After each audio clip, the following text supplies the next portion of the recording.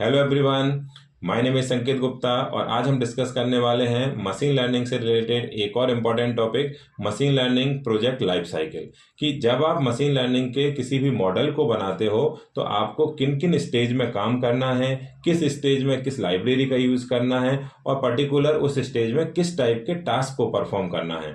आज इस वीडियो में हम डिस्कस करने वाले हैं डिटेल से। स्टार्ट करते हैं।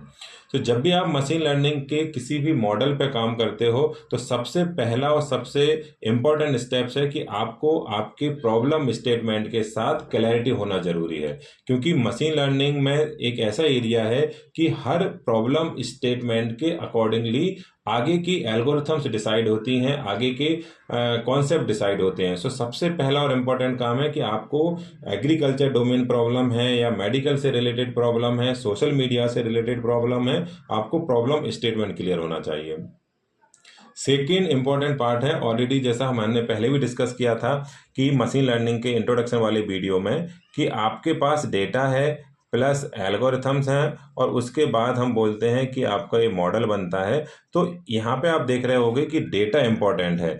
अगर डेटा आपका उतना प्रॉपर नहीं है तो ये मॉडल उतना प्रॉपर बनने वाला है नहीं। तो अगला और इम्पॉर्टेंट काम है कि आपका डेटा का कलेक्शन की अप्रोच क्या है, डेटा कैसे कलेक्ट करना है, कितने अमाउंट में डेटा होना चाहिए। डेटा को कलेक्शन बेसिकली कई अलग अलग मैकेनिज्म हैं डेटा को कलेक्ट करने की। जैसे आप किसी भी एपीआई से डेटा ले सकते हो, आप किसी वेबसाइट से भी डेटा ले सकते हो, आप डेटा को सर्वे करा के भी कलेक्ट कर सकते हो। तो बहुत सारी टेक्निक्स हैं जिसके थ्रू आप डेटा को कलेक्शन कर सकते हो। अब जो थर्ड जो स्टेज है, एक बहुत इंपॉर्टेंट स्टेज है, इस पर मैं हमेशा एक स्टार मार्क करता हूं, क्योंकि बिना इसके आपके मॉडल की परफॉर्मेंस मिलेगी नहीं।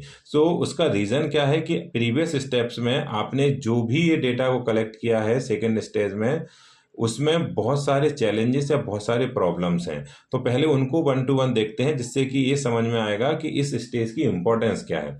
जैसे मैंने पहले बोला कि आपने जो डेटा कलेक्ट किया है उसको बोल सकते, अगर उसमें लैक ऑफ डेटा है, मतलब मशीन लर्निंग में जब तक डेटा आपका पास नंबर ज़्यादा नहीं होगा तब तक मॉडल की ट्रेनिंग भी प्रॉपर नहीं होगी। तो अगर आपके पास लैक ऑफ डेटा है तो स्टिल इज ए प्रॉब्लम।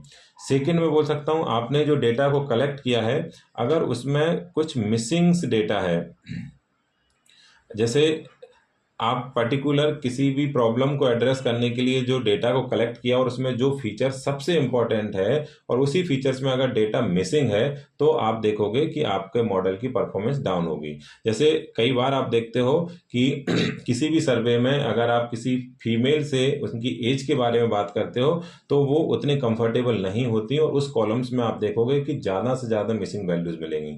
लेकिन अगर ये मेल कैंडिडेट से आप उनकी सैलरी के बारे में बात करोगे तो आप देखेंगे कि वहाँ पे वो कंफर्टेबल नहीं है, उस फील्ड में सैलरी वाले कॉलम्स में आप देखोगे कि नल वैल्यूज ज़्यादा मिलेंगी। तो अगर मिसिंग वैल्यूज हैं, ऑब्वियसली मिलती हैं, तो हमको वहाँ पे उसको टैकल करना जरूरी है, राइट। उसके बाद अगर मैं बोलता हूँ आपके पास डुप्लीकेट वैल्यूज ज़्यादा हैं, मतलब कई कॉलम्स ऐसे हैं जिसमें डुप्लीकेट वैल्यूज ज़्यादा हैं, तो भी मशीन लर्निंग की परफॉर्मेंस में प्रॉब्लम आ सकती है और मॉडल उतना ज़्यादा अच्छा परफॉर्म नहीं करेगा।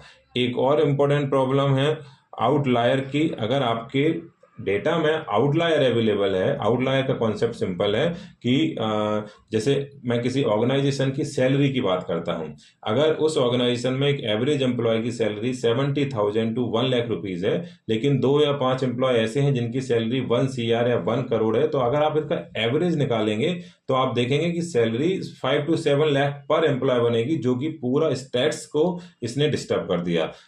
आउटलायर एक बड़ा चैलेंज है जिसको हम एक सेपरेट वीडियो में डिटेल से देखेंगे, कैसे आउटलायर को डिटेक्ट करते हैं और कैसे आउटलायर को हमें एड्रेस करना पड़ता है, राइट। इस स्टेज में एक और इंपॉर्टेंट काम है जिसको हम बोलते हैं फीचर इंजीनियरिंग, राइट।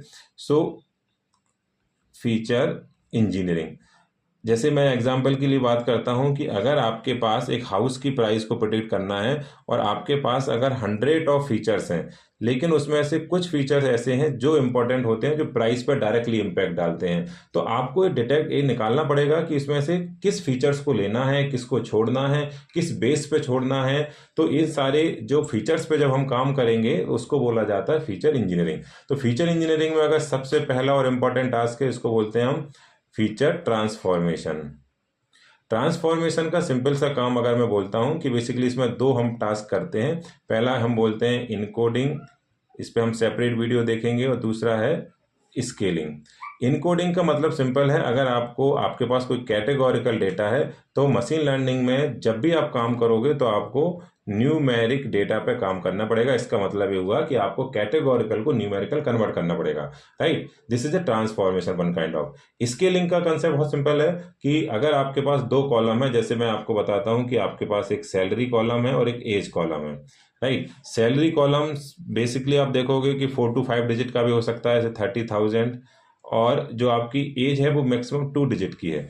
तो अगर मशीन लर्निंग केवल नंबर को समझता है तो आप देखोगे वहाँ पे नंबर की ये उसको इम्पोर्टेंस ज़्यादा देगा रेदर देन एज की, जबकि ऐसा नहीं है, दोनों का अपना सिग्निफिकेंस है। तो इस प्रॉब्लम को हमें एड्रेस करना पड़ेगा, इन दोनों को एक लेवल में लाना पड़ेगा, तो इसको हम बोलते हैं स्केलिंग, राइट। बहुत सारी टेक्निक्स होती हैं, इसको हम वहाँ पे डिटेल से डिस्कस करेंगे।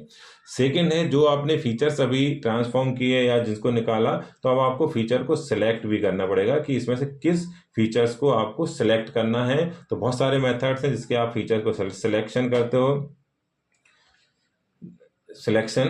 देन उसके बाद तीसरा और इम्पोर्टेंट पार्ट होता है फीचर एक्सट्रैक्शन।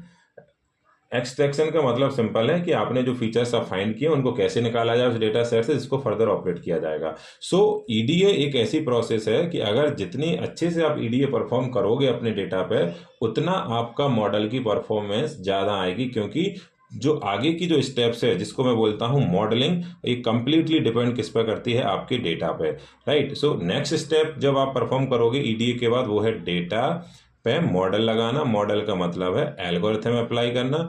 एल्गोरिथम आपकी कुछ भी हो सकती है according to your data. Linear regression हो गया, डिसीजन ट्री हो गया, लॉजिस्टिक रिग्रेशन हो गया, रैंडम फॉरेस्ट हो गया, के मींस क्लस्टरिंग हो गया।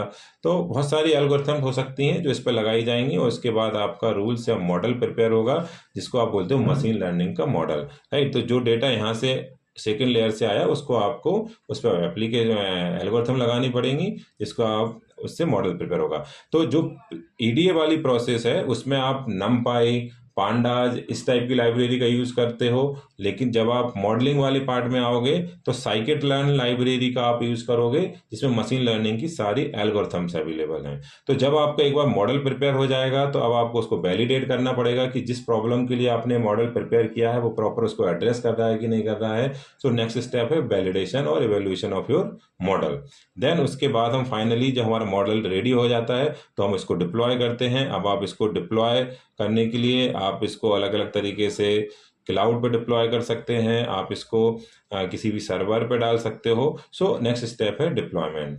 सो जब भी आप एमएल पे काम करोगे तो आपको इन फेसेस में काम करना पड़ेगा, अलग अलग लाइब्रेरीज अलग अलग पर्पज से यूज़ करनी पड़ेंगी, राइट। और उसके बाद आपका एक मॉडल रेडी होगा। सो आई होप आपको इस वीडियो में पूरी एक complete life cycle machine learning के प्रोजेक्ट की समझ में आई होगी और शायद कंफर्टेबल फील किया होगा। So thank you very much.